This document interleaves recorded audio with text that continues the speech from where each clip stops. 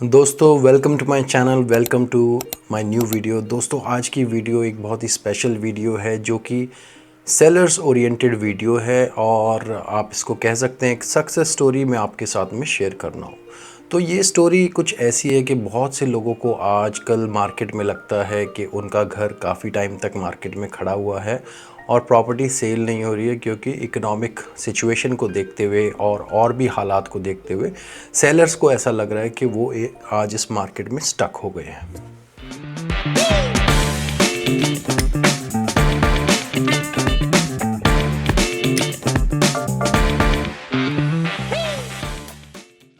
आज मैं आपके साथ 3 रियल एग्जाम्पल सक्सेस स्टोरी के शेयर करूंगा जो प्रॉपर्टी काफ़ी टाइम तक मार्केट में थी और जैसे कि हमने उन प्रॉपर्टी के साथ उन सेलर्स के साथ जब काम करना शुरू किया तो ये तीनों ही प्रॉपर्टी लगभग 2 वीक्स के अंदर सोल्ड आउट होगी। इसमें से 1-2 प्रॉपर्टी ऐसी भी थी जो सिर्फ एक ही हफ्ते में सोल्ड हो गई और आई थिंक 2 प्रॉपर्टी ऐसी थी जो कैश ऑफ़र, मतलब कोई मॉर्गेज की कंडीशन नहीं, और उसमें इसी मार्केट के अंदर वो प्रॉपर्टी सोल्ड हो गई।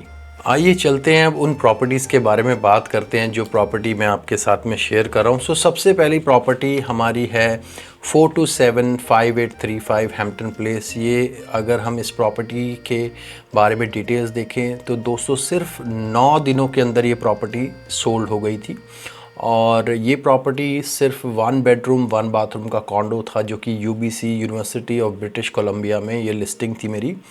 और ये लिस्टिंग हमारे पास में आई जो है 14 जनवरी 2026 को, और आप इसमें देखें सेलर एक्सेप्टेंस डेट है 23। तो लगभग 9 दिनों के अंदर ये सेल सब्जेक्ट्स रिमूव हो गए थे और ये प्रॉपर्टी सोल्ड हो गई।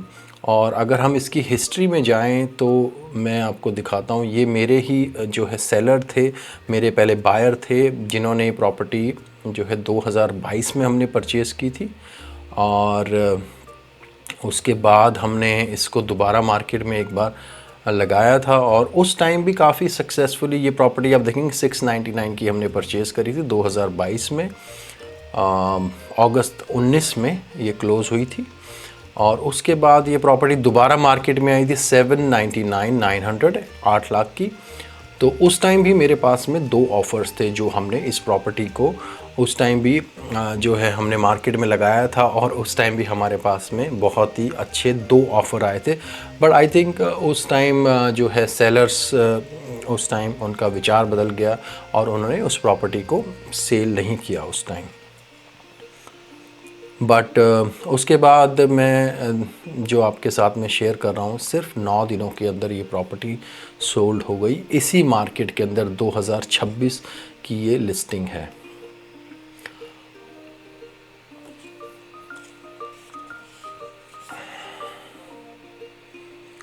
तो अब हम बात करते हैं जो हमारी दूसरी प्रॉपर्टी जो कि क्लोवरडेल में जो ये प्रॉपर्टी थी 6971 181 स्ट्रीट। अब इस प्रॉपर्टी के बारे में आपसे मैं शेयर करता हूँ। ये प्रॉपर्टी आप देखें डेज़ ऑन द मार्केट सिर्फ 13 दिन जो है ये मार्केट में रही और उसके बाद ये सोल्ड हो गई। ये प्रॉपर्टी हमने लिस्ट की थी 30 जून लास्ट ईयर और उसके बाद ये प्रॉपर्टी इसमें जो एक्सेप्टेड ऑफ़र हमारे पास में आया वो जो है 13 जुलाई के अंदर ये प्रॉपर्टी बिक चुकी थी। अब इस प्रॉपर्टी की अगर दोबारा हम हिस्ट्री में जाएं तो इसकी भी मैं आपके साथ में हिस्ट्री शेयर करता हूं।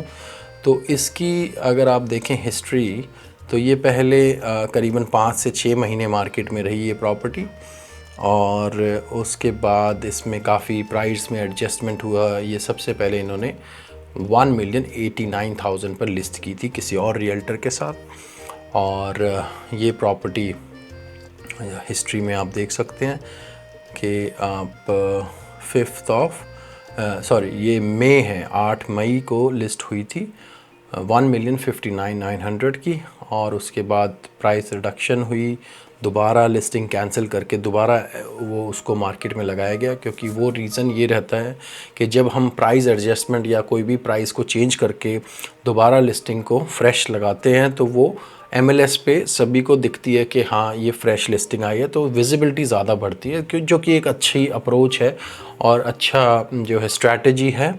मैं भी सजेस्ट करता हूँ अपने सेलर्स को। तो इनके रियल्टर ने काफ़ी अच्छा काम किया और जो है बट मार्केट को देखते हुए उस टाइम इनके पास में कोई भी ऑफ़र नहीं आया। फिर से प्रॉपर्टी फिर आप देख रहे हैं कि 1,59,900 से रिड्यूस होकर 1,40,000 पे ये प्रॉपर्टी को रीप्राइस किया गया। और उसके बाद जो है प्रॉपर्टी मेरे पास में आई और उसके बाद हम लोगों ने सिर्फ इसे जो है लगभग 13 दिन के अंदर ये लिस्टिंग सोल्ड हो गई थी।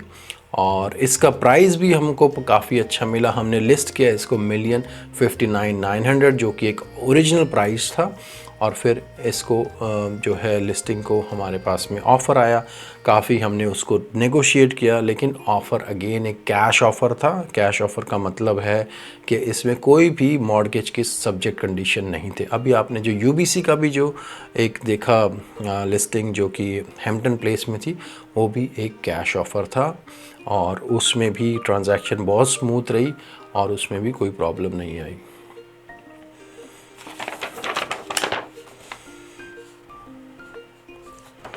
अब एक और मैं तीसरी प्रॉपर्टी आपके साथ में ज़रूर शेयर करना चाहूँगा, जो प्रॉपर्टी फ्लीटवुड, जो कि काफ़ी मेरा काफ़ी अच्छा कनेक्शन है उसके साथ में। फ्लीटवुड एरिया मुझे बहुत पसंद भी है और मैं पहले फ्लीटवुड में रहता था, इसी कॉम्प्लेक्स में रहता था। मैंने इसी के अंदर जो है अपनी भी लिस्टिंग बेची थी पीछे मार्केट में। अभी वहाँ पर अगर देखें तो पुराने जो है 30 इयर्स पुराना ये कॉम्प्लेक्स है। 2 बेडरूम के ये जो है यूनिट हैं, स्टैकेबल हैं बट काफ़ी स्पेशियस हैं। करीबन 1325 का मेरा था, 1325 स्क्वायर फीट का मेरा यूनिट था और ये यूनिट भी काफ़ी अच्छा, बट इसमें रेनोवेशन बहुत अच्छी की हुई थी इन्होंने। तो इसकी मैं और हिस्ट्री आपको दिखाता हूँ। ये प्रॉपर्टी 1101603 182 एवेन्यू, और इस लिस्टिंग को भी हमने सिर्फ 14 डेज़ मार्केट में ये रहते ये बिक गई थी। तो इसकी बड़ी इंटरेस्टिंग चीज़ ये है कि ये लिस्टिंग की अगर हिस्ट्री में जाएं हम, तो इसमें देखेंगे कि जो फ्लीटवुड के टॉप रियल्टर्स हैं, मेरे काफ़ी अच्छे दोस्त भी हैं, कटरीना एंड टीम, जो कि एक बड़ी टीम है, लगभग 50-55 रियल्टर्स हैं उसके साथ।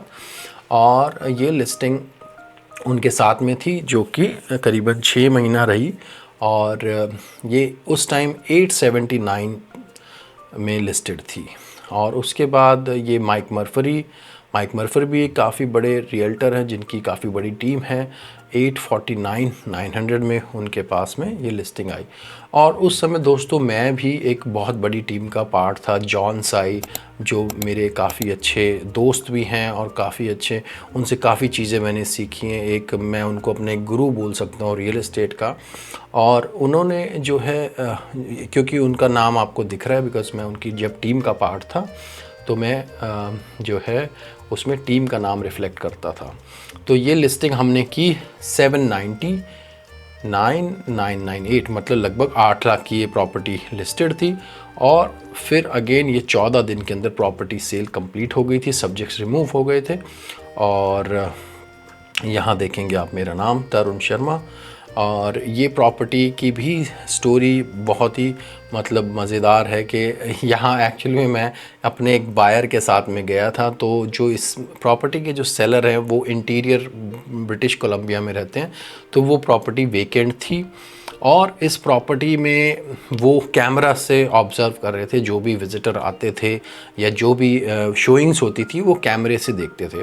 तो जब मैं यहाँ पर इनके अपने बायर के साथ में गया था, तो नो डाउट बायर को ये प्रॉपर्टी बहुत पसंद आई थी, बट थोड़ी सी उनके बजट से बाहर थी। बिकॉज़ 2 बेडरूम के अगर आप यूनिट्स देखें तो उसके हिसाब से इसका प्राइस थोड़ा सा एक्सपेंसिव था, बट इन्होंने रेनोवेशन इतनी ज़बरदस्त की थी कि उसकी वैल्यू फॉर मनी जो है 790 फेयर मार्केट वैल्यू देखते हुए काफ़ी मतलब रीज़नेबल प्राइस था। तो वो मेरी जो है बातें उनके साथ सुन रहे थे, मेरे बायर्स के साथ में, कि मैं उनसे क्या बातें कर रहा हूँ, मैं प्रॉपर्टी और एरिया के बारे में क्या क्या चीज़ें शेयर कर रहा हूँ। तो इसलिए उनका जो है सेलर का मेरे पास खुद फ़ोन आता है, एक वॉइसमेल मेरे पास में आया कि हमको अपनी लिस्टिंग अपनी प्रॉपर्टी लिस्ट करनी है दोबारा।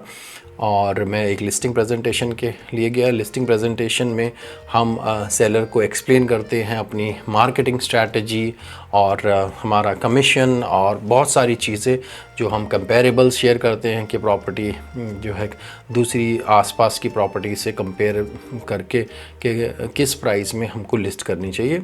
So sellers were very clear about listing their property and they wanted not less than 790 that time. So सीधा मैंने उनसे पूछा कि आपको लीस्ट प्राइस आप कितने में इस प्रॉपर्टी को सेल करेंगे। तो लगभग उनके जो है इच्छा के अराउंड ही हम लोग लिस्ट भी हमने किया और ज़्यादा हमने इस पर नेगोशिएट भी नहीं किया और प्रॉपर्टी बहुत ही स्मूथ ट्रांजैक्शन रही। और हमारे पास एक्चुअली 2 ऑफ़र थे। तो आप बोलेंगे कि मल्टीपल ऑफ़र इस मार्केट के अंदर, हाँ जी हाँ बिल्कुल, 2 ऑफ़र्स थे हमारे पास में।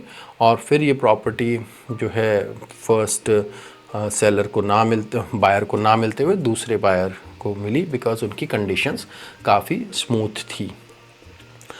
तो इन सब चीज़ों में आप ये देख रहे हैं कि रियल एस्टेट मार्केट नॉर्मल तरीके से ट्रांजैक्शन हो रही है और प्रॉपर्टी आज भी सेल हो रही है अपनी फेयर मार्केट वैल्यू पर।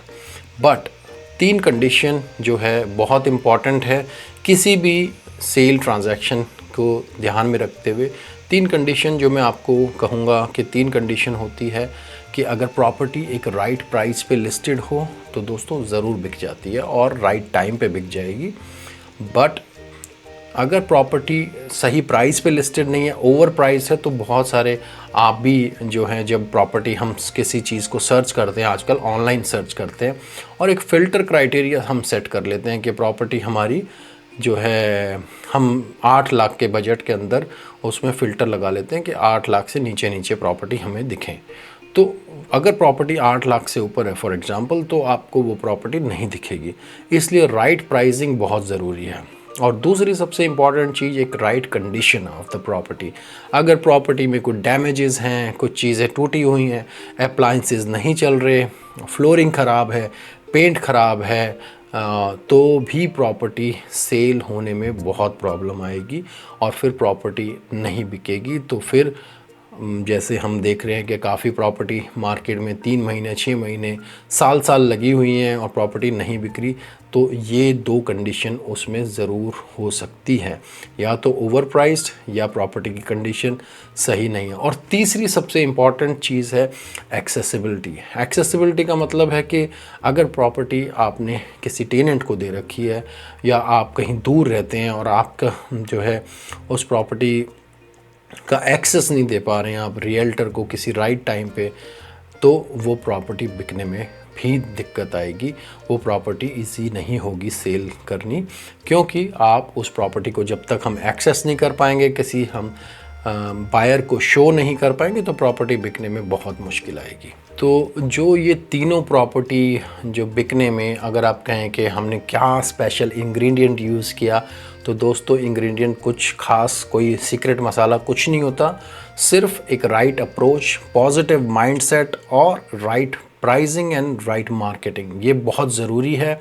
और दूसरी जो एक इम्पॉर्टेंट चीज़ मैं समझता हूँ, जब ओपन हाउस हम लोग करते हैं तो मैंने देखा कि जो काफ़ी आपको साइनेज दिखते हैं जगह जगह रोड पर, तो मेरी रियल्टर्स को भी और जो भी होम सेलर्स हैं उनसे मेरी एक रिक्वेस्ट है, जब भी आप कोई ओपन हाउस होस्ट करें या आप अपने एजेंट को आप पूछ सकते हैं कि आप कितने जो है साइंस आप लगाएंगे ओपन हाउस के दिन, बिकॉज़ जितनी विजिबिलिटी होगी तो उतना ही आप अट्रैक्ट करेंगे लोगों को, और जितनी फुटफॉल आपके जो है प्रॉपर्टी में होगी उतना आपके प्रोबेबिलिटी और उतनी चांसेस बढ़ जाएंगे प्रॉपर्टी को देखने के लोगों को, और अगर देखेंगे ज़्यादा से ज़्यादा लोग तो हो सकता है किसी को प्रॉपर्टी पसंद आ जाए और वो फिर प्रॉपर्टी आप को ऑफ़र देगा कुछ ना कुछ, और उसके बाद जो है वो मतलब इजी वे होता है कि आपकी प्रॉपर्टी ओपन हाउस के थ्रू सेल हो जाए।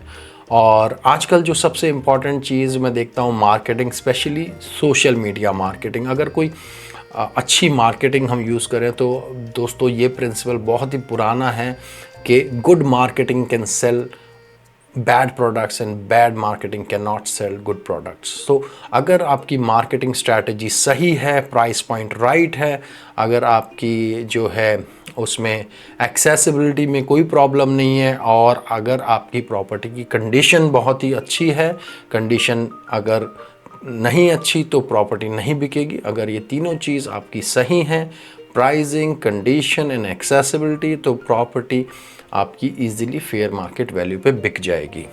अगर आपका घर भी इस मार्केट में जो है लगा हुआ है और आप स्टक फील कर रहे हैं, तो दोस्तों मेरा फ़ोन नंबर हमेशा हमेशा अवेलेबल है, डिस्क्रिप्शन के अंदर कॉन्टैक्ट डिटेल्स मौजूद हैं। आप एक फ्री प्रॉपर्टी वैल्यूएशन या असेसमेंट कर सकते हैं मेरे साथ, और मेरे साथ इवन जूम कंसल्टेशन भी कर सकते हैं। आई होप ये वीडियो आपको पसंद आई होगी, और चैनल को फॉलो करने के लिए, सब्सक्राइब करने के लिए धन्यवाद, और मिलते हैं एक अलग वीडियो में। Thank you for watching my video and following the channel. Hope to see you in the next one.